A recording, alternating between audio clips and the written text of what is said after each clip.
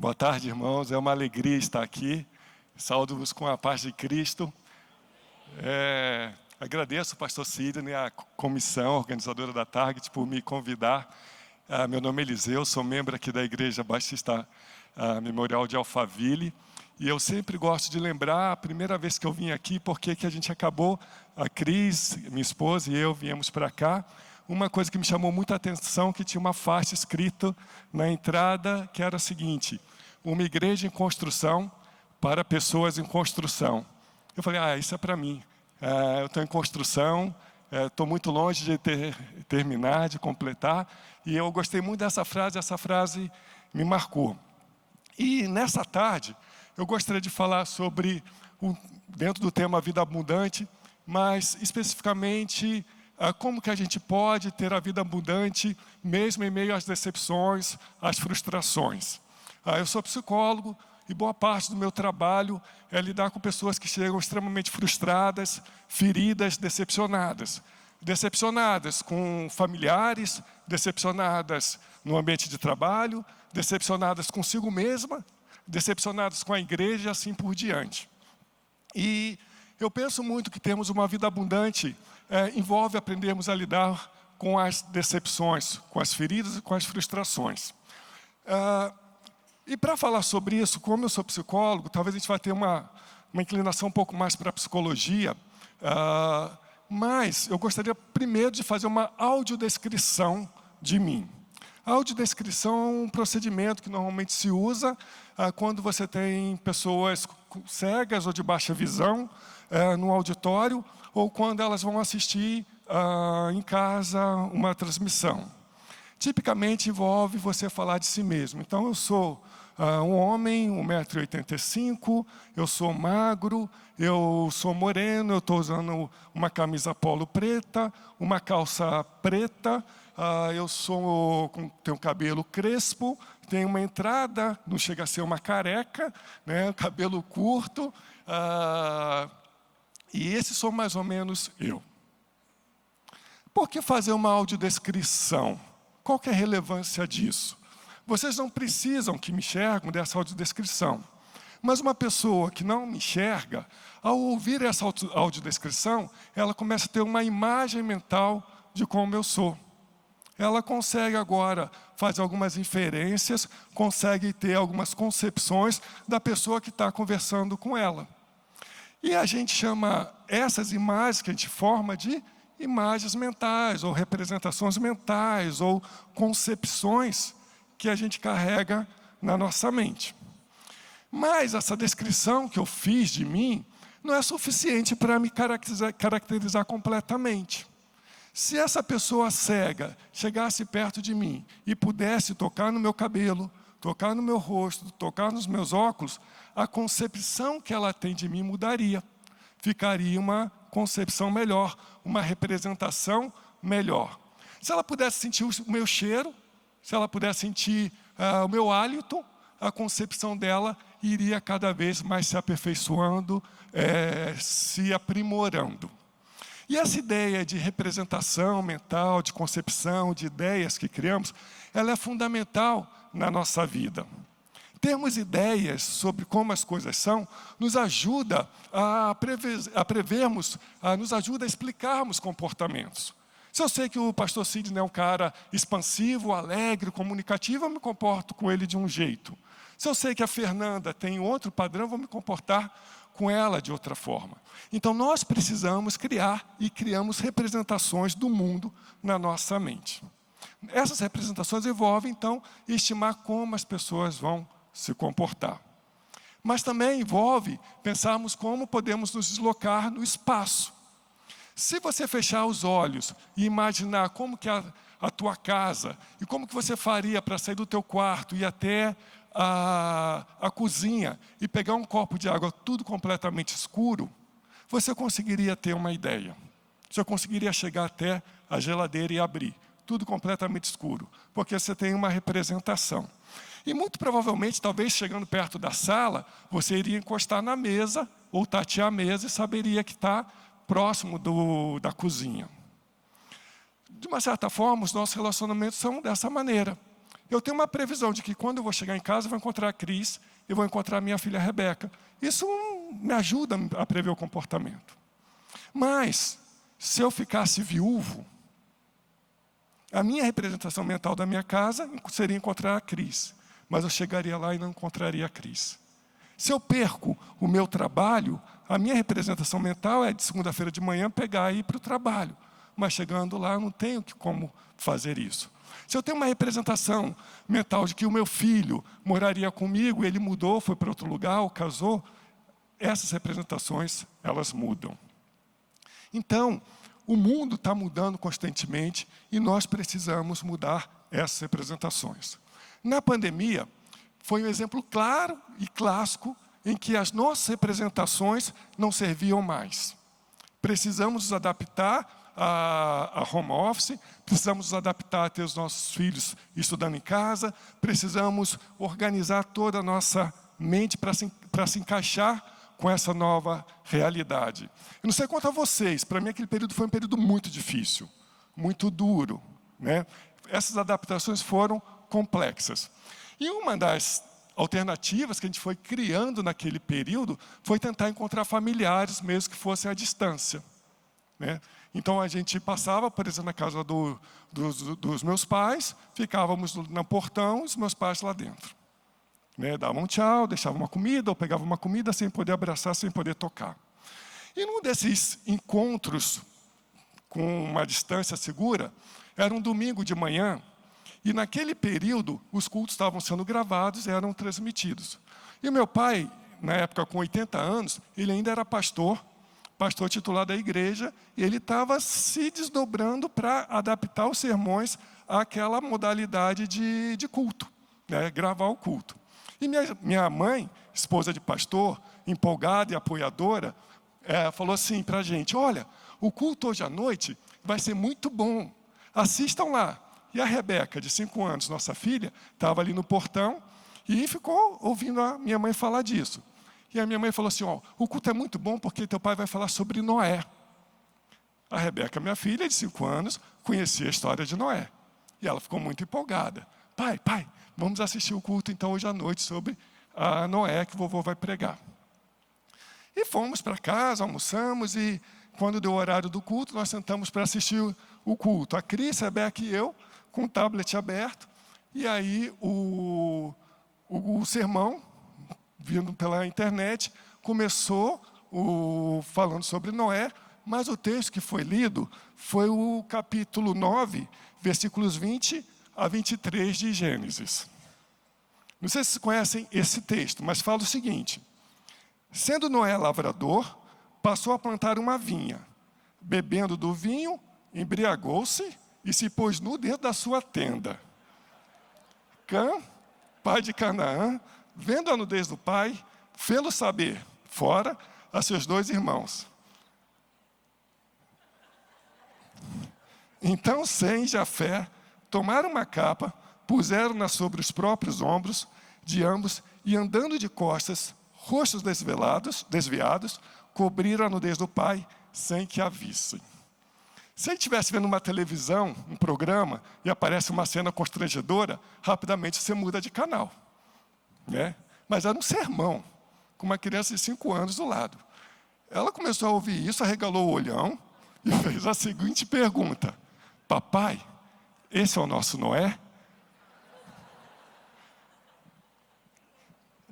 Os jovens hoje falam o seguinte: tem coisas que ocupam duplex da nossa mente. Aquela pergunta destruiu a minha mente. Papai, esse é o nosso Noé? Qual que é o nosso Noé? Qual que é o Noé dela? Qual que é o Noé que faz parte da representação mental dela? Ou fazia com 5 anos? O Noé até o capítulo, metade do capítulo 9.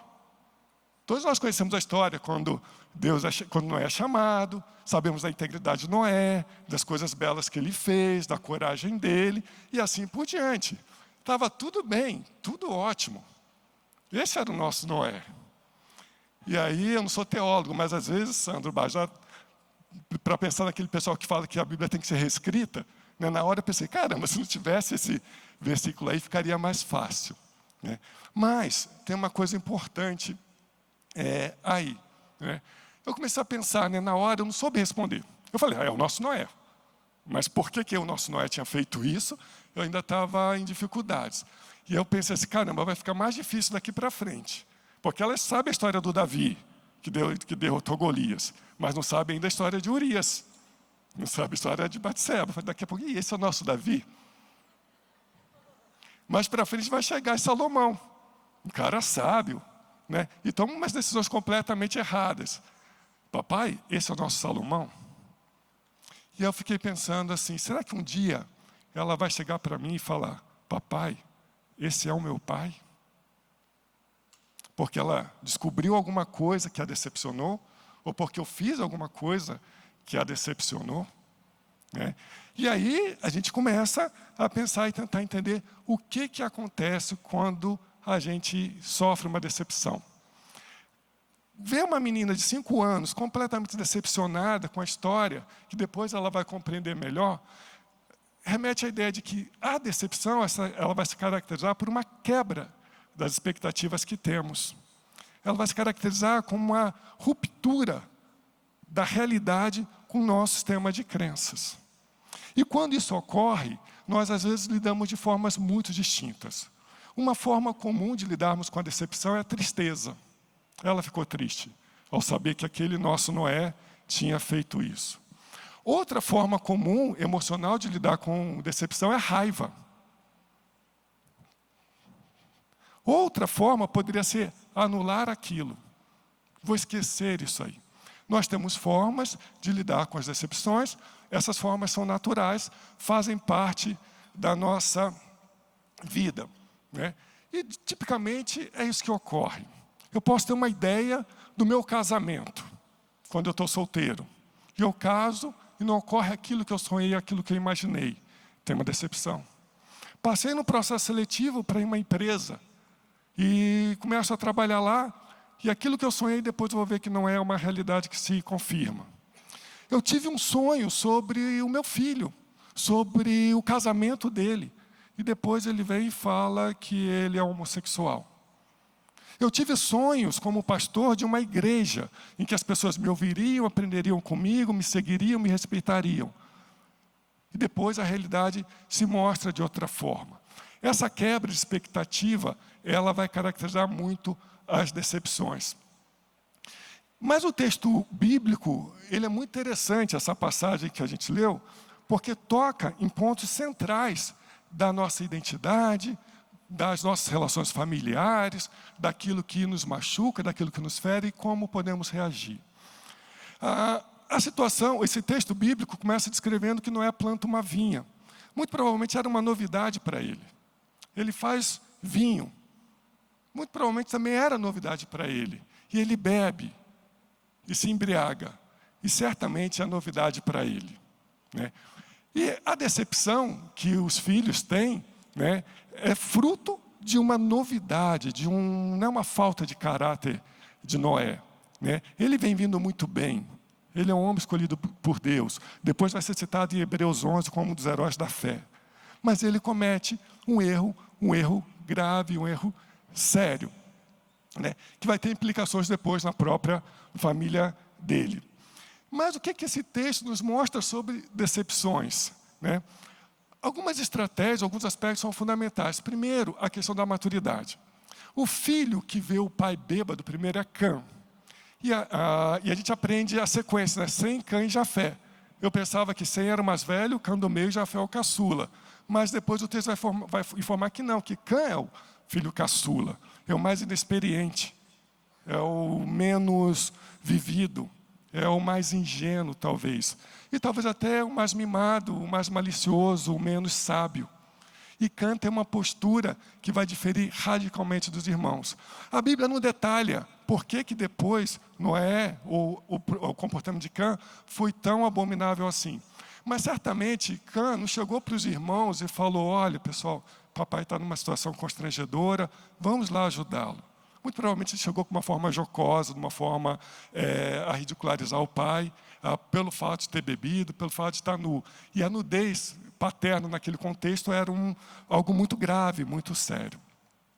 Mas os dois irmãos, o Sem e Jafé, eles se mostram maduros, frente a uma situação de frustração e decepção.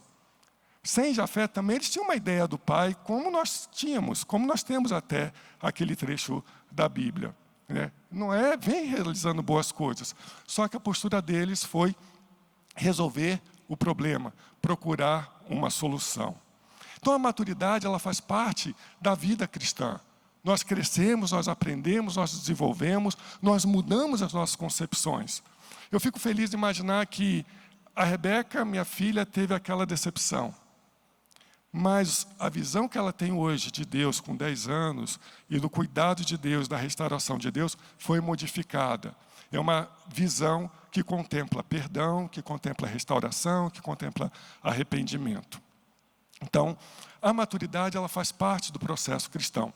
Segundo componente importante que ajuda a gente a lidar com as decepções que esse texto traz é que Sem e Jafé tomam uma atitude conjunta.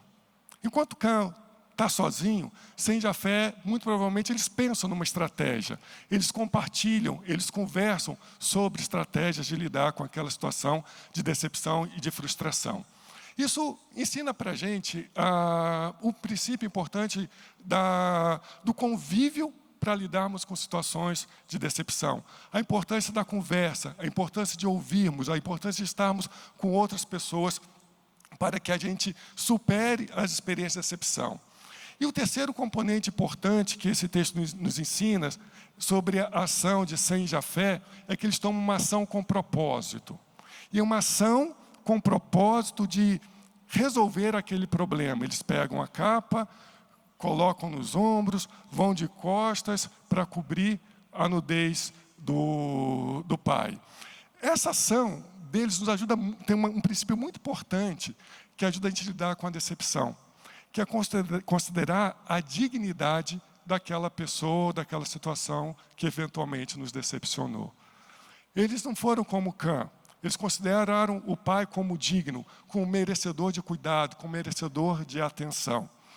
Então, quando a gente consegue mudar a nossa mente e olhar aquela pessoa que nos decepcionou, que nos feriu, como sendo também dignas, o efeito colateral disso é que a gente olha elas como dignas e a gente aprende a ser digno com as nossas dores, com as nossas decepções.